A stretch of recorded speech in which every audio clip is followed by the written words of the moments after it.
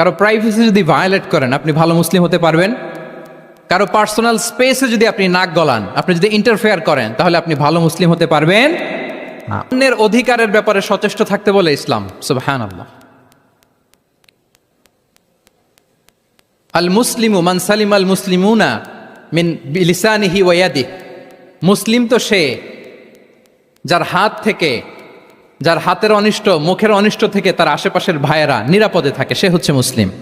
তার মানে আপনার হাত দিয়ে, আপনার কথা দিয়ে, আপনার কাজ দিয়ে আপনি আশেপাশের কাউকে যদি কষ্ট দেন, আপনি মুসলিম হতে পারবেন? আপনি আশেপাশের কাউকে কষ্ট দিতে পারবেন না। আপনার নেইবরকে যদি আপনি কষ্ট দেন, আপনি মুসলিম হতে পারবেন না।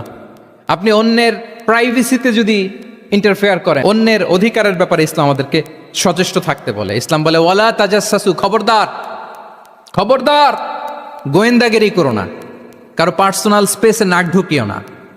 যেটা তোমার ইস্যু না, যেটা তোমার বিজনেস না, ওখানে তুমি কভু যাবে না। কিন্তু আমরা এগুলো ভায়োলেট করি, দেদারসে, কি বলেন, করি না?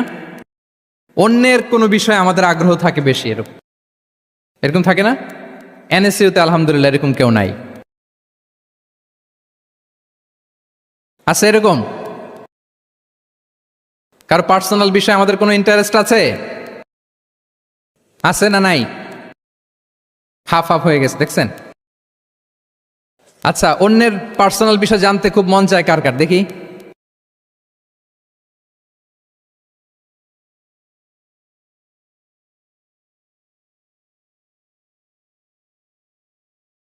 হাত তুলে ফেলছে কয়েকজন, আল্লাহ হেদায়েত দেখ আমাদেরকে।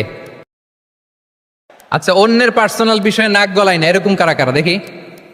মাশাআল্লাহ, মাশাআল্লাহ, মাশাআল্লাহ। ঠিক আছে, হাত নামান। ঠিক আছে, এবার দুইবারের একবারও যারা হাত তোলেন নাই তারা হাত তোলেন। আপনারা কি করেন? আচ্ছা, তাহলে অন্যের পার্সোনাল ইস্যুতে আমরা আজকে থেকে নাক গলাবো, আমরা ভুল করে ফেলি। ইনশাল্লাহ আমরা এমনটা করব না। আমরা অনেক সময় খুঁচিয়ে খুঁচিয়ে তার পার্সোনাল বিষয় জানতে চাই। বিশেষ করে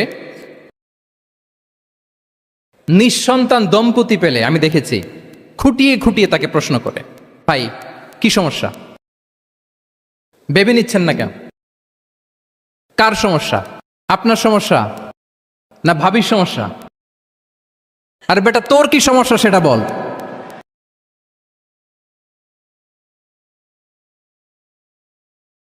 একজন নিঃসন্তান দম্পতি কি পরীক্ষার মধ্য দিয়ে যায় আমাদের কোনো আইডিয়া আছে?